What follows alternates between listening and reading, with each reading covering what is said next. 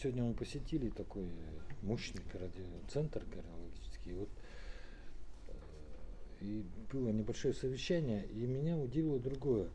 Нету понятия, знаете, есть такое нищее понятие, когда у меня новый центр, да, и вот это все мое, и остальное трава не растет. Здесь ставите задачу более глобальную. Почему? С чем это связано? Что республиканский центр, потому что это республиканская больница номер 1 имени Михаила Ефимовича Николаева, который, во-первых, его основал изначально как вот такой вот центр научный, методический, медицинский, передовой, он таким должен оставаться. Но такая медицина должна быть доступна каждому жителю. Нас всего 1 миллион. Да, нас будет больше, чем 1 миллион, и мы обязательно должны, в общем-то, заботиться о здоровье каждого. Это задача этого центра. А для этого должны развиваться.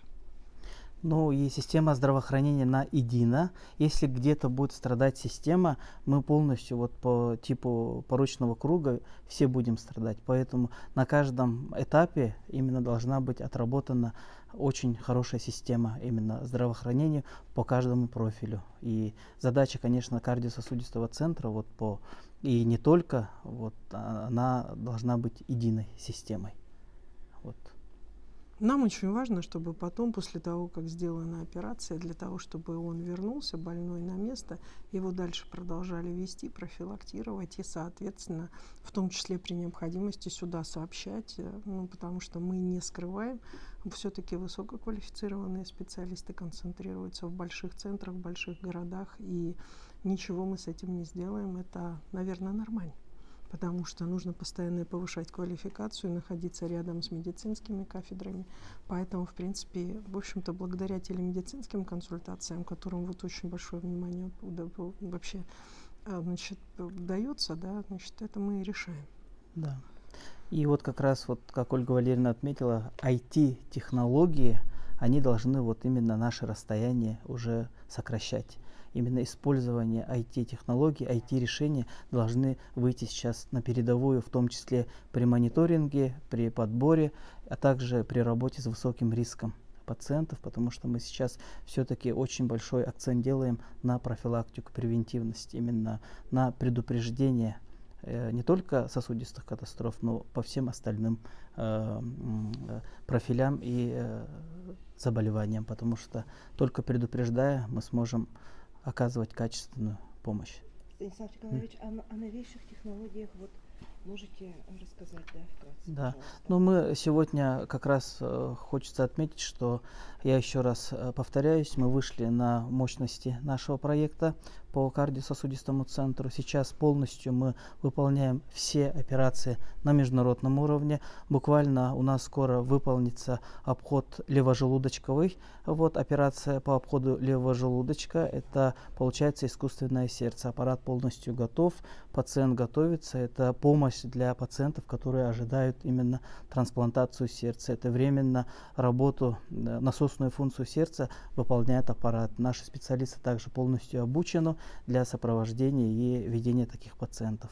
И вот в нашем центре также эта система будет внедрена. Также мы за этот год внедрили внутрисосудистое УЗИ. Также мы внедрили сейчас очень хорошо уже в рутине выполняем тромбэкстракцию из средних мозговых артерий, сонных артерий, вот, чтобы в последующем вот эти тромбоэмболические инсульты тоже, тогда уже улучшается именно реабилитационный прогноз этим пациентам. Все технологии, все оборудование уже полностью используется в полном объеме. Для этого и кадровый потенциал мы полностью обеспечены.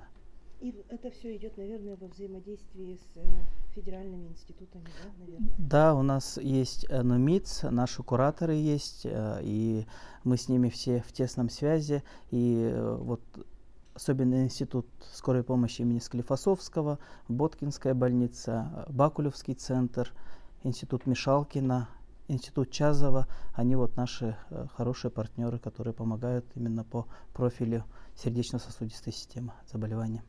Ольга Валерьевна, скажите, вот на Дальнем Востоке вот подобный именно кардиоцентр еще где-то есть или у нас только построен? И ваша оценка вот работы того, как новое учреждение медицинское стартовало?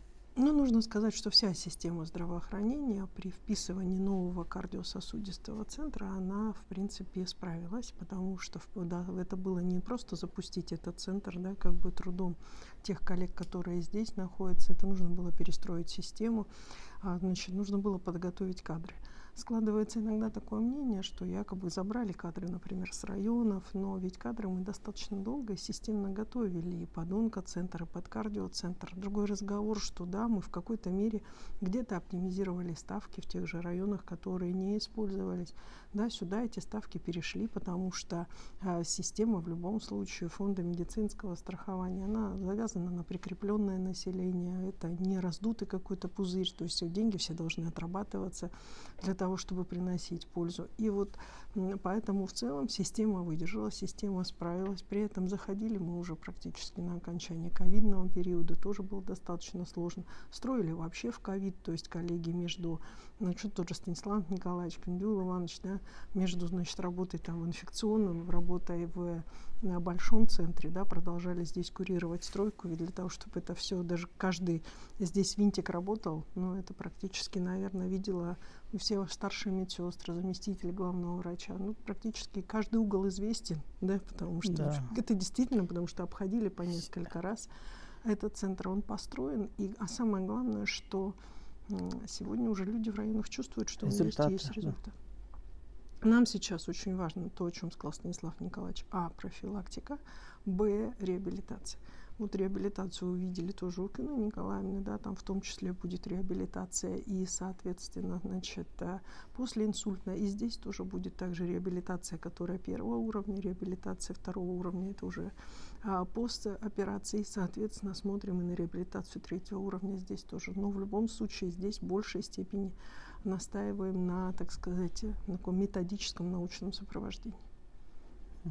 То есть вы полностью, я заметил, сосредоточением на сборе баз данных, наверное. Однозначно. И самое интересное, что подход со стороны правительства республики, он не такой однозначный, как у кардиологов, я заметил, хотя у нас мощная база данных. Я поговорил с вашим заведующим, он мне рассказал, что уже в готовый Siemens диагнозы ваших работ туда заносятся и уже дается какой-то конкретный результат. А данная ситуация, это уже необходимость жизненная, да, база данных. Только на цифрах, да. Нет, это точно, цифра рулит, да, тут нельзя сказать, но нужно сказать о том, что каждый производитель пытается, безусловно, да, как бы свои системы данных сегодня предложить вместе с тем оборудованием, которое он поставляет. Для нас важна единая система РТМИС, которая существует по всей стране, для того, чтобы мы ее видели в каждом населенном пункте, да, потому что, например, название той или иной компании, у которой есть, например, да, вот это вот оборудование по базе данных, оно может отсутствовать, например, в центральной районной больнице Таты, тогда мы их не соединим.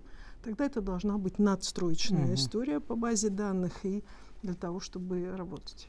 Ну и мониторинг движения пациентов, проследить путь пациента, да, вот, начиная от профилактики до реабилитации, тоже очень важно, чтобы наши вот цифры все говорят. Вот мы очень вот как раз по бигдате, вот по цифрам как раз мы вот очень хорошо начали свои вот решения принимать, но именно с использованием цифр, статистики, именно правильной статистики. Ну и по реабилитации хочу сказать, у нас тоже открыто реабилитационное отделение на 20 коек, и из них у нас 5 коек вот как раз передано в СВО вот, для наших участников когда СВО. У нас не хватает места там, мы тоже для участников СВО здесь работаем. И ваша оценка уже сбора данных, понимаете, я не просто спрашиваю, потому что встречаюсь с медцентром и так далее, помогает на то, что вот правительство сейчас сделало акцент, когда из районов, ну, от первой стадии до последней, она получается у вас в информационном составляющей цифре. И насколько эта работа позволяет вам, ну, не знаю, принять четкое решение, уже исправились, уже делаете? Конечно, управление большими данными, у нас целый отдел есть, Big Data, да, управление большими данными дает именно принятие правильных решений. Вот я как руководитель хочу сказать, что именно вот когда владеешь цифрами, легче управлять, вот, прогнозировать. даже поток пациентов, которые мы на сегодня ожидаем, чтобы все диагностические наши ресурсы были распределены так, чтобы обеспечить всех именно доступной и качественной медицинской помощью. Это важно.